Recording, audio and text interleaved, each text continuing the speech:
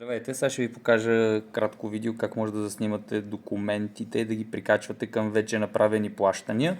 Тук виждате плащания, към които няма прикачени документи. Когато прикачите документ, от бяло става в зелено. Сега ще ви покажа. Натискате, няма прикачен документ. Прикачвате съответно документа. Тук е много важно, първо, документа да е поставен хубаво, да има хубаво осветление, да няма крака, да няма ръце, които да покриват текста. Съответно, фронтално отгоре го снимате, виждате, задържате върху документа, той автоматично го разпознава и си го сканира.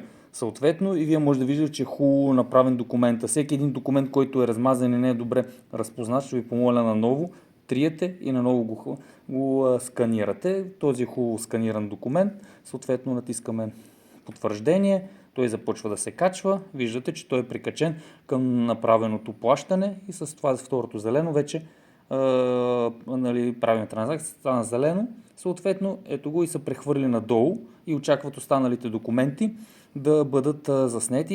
Има на 100% всеки един документ, който